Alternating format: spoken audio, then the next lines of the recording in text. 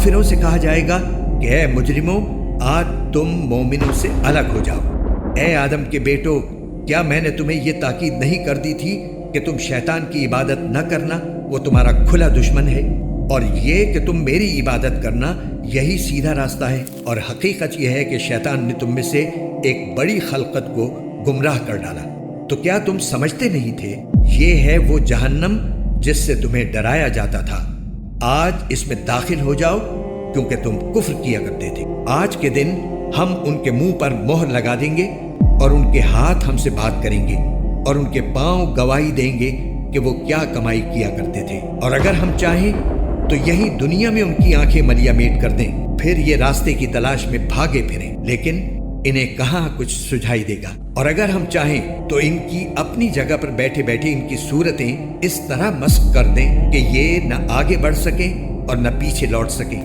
اور ہم جس شخص کو لمبی عمر دیتے ہیں اسے تخلیقی اعتبار سے الٹ ہی دیتے ہیں، کیا پھر بھی انہیں عقل نہیں آتی؟ اور ہم نے اپنے ان پیغمبر کو نہ شاعری سکھائی ہے اور نہ وہ ان کے شایان نشان ہے۔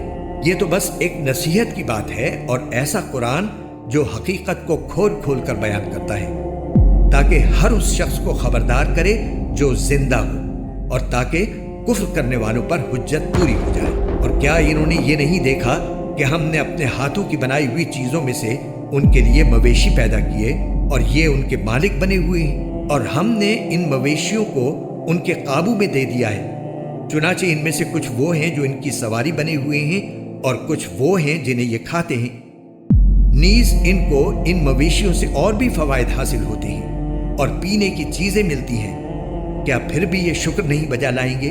اور انہوں نے اللہ کو چھوڑ کر اس امید پر دوسرے خدا بنا رکھے ہیں کہ انہیں ان سے مدد ملے، حالانکہ ان میں یہ طاقت ہی نہیں ہے کہ ان کی مدد کر سکیں، بلکہ وہ ان کے لیے ایک ایسا مخالف لشکر بنیں گے جسے قیامت میں ان کے سامنے حاضر کر لیا جائے گا۔ غرض اے پیغمبر، ان کی باتیں تمہیں رنجیدہ نہ کریں۔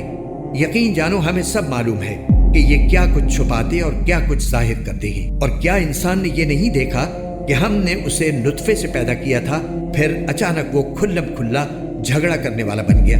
ہمارے بارے میں تو وہ باتیں بناتا ہے اور خود اپنی پیدائش کو بھلا بیٹھا ہے۔ کہتا ہے کہ ان ہڈیوں کو کون زندگی دے گا جبکہ وہ گل چکی ہوں گی؟ کہہ دو کہ ان کو وہی زندگی دے گا جس نے انہیں پہلی بار پیدا کیا تھا، اور وہ پیدا کرنے کا ہر کام جانتا ہے۔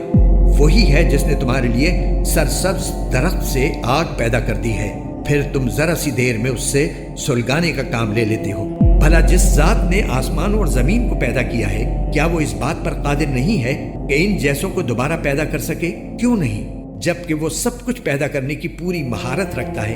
اس کا معاملہ تو یہ ہے کہ جب وہ کسی چیز کا ارادہ کر لے تو صرف اتنا کہتا ہے کہ ہو جا، بس وہ ہو جاتی ہے۔